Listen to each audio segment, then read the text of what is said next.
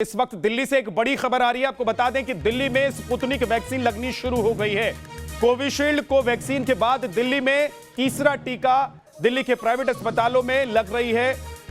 Vaccine Sputnik की एक dose 1145 रुपए में मिल रही है। रूस की बनी वैक्सीन है ये स्पुतनिक वी भी कोरोना के खिलाफ काफी कारगर है और ये तीसरा टीका है जो हिंदुस्तान में अब लगाया जा रहा है। कोविशील्ड, उसके बाद कोवैक्सीन और अब स्पुतनिक वी जो कि रशिया का वैक्सीन है और इसकी कीमत हिंदुस्तान में आप अगर लगवाते हैं प्राइवेट हॉस्पिटल में तो 1145 रुपए आपको देनी होगी एक वैक्सीन के लिए।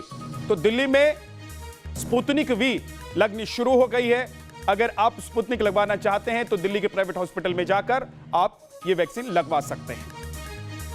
एक तरफ देश में डेल्टा का खतरा बढ़ रहा है तो दूसरी तरफ देश में वैक्सीन की रफ्तार भी बढ़ी है। दिल्ली में आज से स्पुतनिक वैक्सीन भी लगने लगी है। क्या खास है इस वैक्सीन में और इससे टीकाकरण को कितनी रफ्तार मिलेगी? बत्रा अस्पताल के एमडी से बात की हमारे संवाददाता राहुल डबास ने। राजधानी दिल्ली में स्पुतनिक 5 का टीकाकरण की शुरुआत हो गई है और पहला टीका आप देख सकते हैं न्यूज़ नेशन के कैमरे पर। और स्पुतनिक 5 इसलिए बेहतर बताया जा रहा है क्योंकि इसकी एक्यूरेसी एफिकेसी जो बताई जा रही है वो बाकी वैक्सीन से बेहतर है। ऐसे में कम से कम एक तीसरा ऑप्शन राजधानी दिल्ली वासियों को मिल गया है और लंबी कतार हम वैक्सीनेशन सेंटर पर देख सकते हैं। ये आप देख सकते हैं कि ये पहली वैक्सीन है जो दिल्ली में स्पुतनिक 5 लगाई जा रही है। दिल्ली के बत्रा हॉस्पिटल यानी निजी अस्पताल में लगाई जा रही है और इसके जरिए एक तीसरा ऑप्शन दिल्ली वासियों को मिल चुका है। हमारे साथ एमडी बात करने के लिए डॉक्टर गुप्ता हैं। सर, अगर बात की जाए इस वैक्सीन की कितनी ज़्यादा डिमांड है, क्योंकि कई दिनों से तो बुकिंग आपने खोल दी होगी?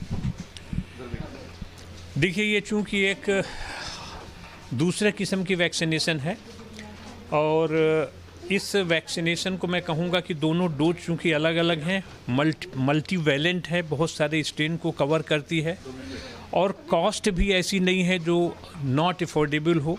नॉर्मल में से एक वैक्सीन 780 की है, एक 1410 की है, तो इससे अच्छी कोई वैक्सीन है ही नहीं आज की तारीख पे। इसकी कीमत क्या रहेगी?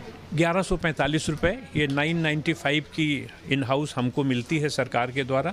150 रुपये की जो परमिशन है उसके हिसाब से जो हमारा यहाँ का एक्सपेंडिचर है वो निकल आता है। But this is a totally I think is a charitable programme.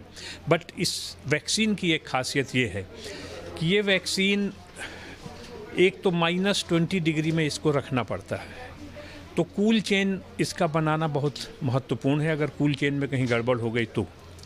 दूसरा, ये एम्प्यूल्स में है, तो हम लोग इसके लिए बहुत ट्रेनिंग करके और एक स्पेशल फ्रिज में रख के और फिर वहाँ से निकालते हैं 5-5 और लोगों को लगाते हैं। साइड इफ़ेक्ट्स इसमें भी नील हैं, कोई ऐसी नहीं है माइनर। एम्प्यूल्स की आपने बात की, वो किस तरीके से अलग है और कितनी देर तक इसे रूम टेम्परेचर पे रखा जा सकता है? ये वायल आपके सामने, और कितनी इसमें एक वायल में होती है? ये इसमें एक डोज होती है और ये जो 5 डोज का एक पैकेट होता है, इसको हम नॉर्मली -20 डिग्री टेम्परेचर में फ्रिज में रखते हैं, डीप फ्रीजर में। फिर हम इसको जब निकालते हैं तो हम लोग कोशिश ये करते हैं कि हमारे पास 5 ऐसे लोग हों जिनको हमें वैक्सीन देना है, तो हम 5 निकाल करके अबाउट 25 मिनट्स, बिकॉज ये फ्रीज ड्राइड होती है, बिल्कुल अंदर जमी हुई होती है, इसको बाहर निकालते हैं, ये लिक्विफाई हो जाती है। इसको हमें घुमाना नहीं पड़ता, हिलाना नहीं पड़ता, हम सिर्फ यूं करके ही। कितनी देर में यूज़ करनी होती है सारी? Half an hour. हाँ, विदिन 25 to 30 मिनट्स हम इसको यूज़ कर लेते हैं और यूज़ करने के बाद नॉर्मल कोर्स में अगर कोई बॉडी एक टेम्परेचर वगैरह होता है तो उसके लिए।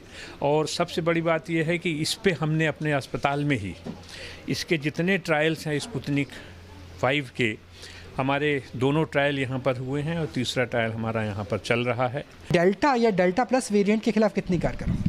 देखिए, ये कहना बहुत मुश्किल है अभी, क्योंकि अगर आप देखें ICMR ने अभी चालू किया है परसों से ये कार्य और I think this will take another 15 days, जिस पे ICMR बाहर होके निकलेगा और बताएगा कि कौन सी वैक्सीन कितनी कम कारगर है। पर इस वैक्सीन के लिए मैं ये कहूँगा, चूँकि देखिए बेसिक RNA तो वही है, RNA के थोड़ा चेंजेस होते हैं, उसकी एंटीजेनिसिटी हल्की सी बदलती है और बहुत सी सारी चीज़ें तो बदल जाती हैं, पर पिता तो पिता वही है ना, उसका बाप तो वही है, और वैक्सीन उसके बाप के लिए दी जा रही है। तो इसलिए बेसिक स्ट्रक्चर तो वही है, जिससे वैक्सीन पे बहुत ज़्यादा फ़र्क पड़ने वाला नहीं है। पर another 15-20 days ICMR will come with a conclusion, तो तब पता चलेगा।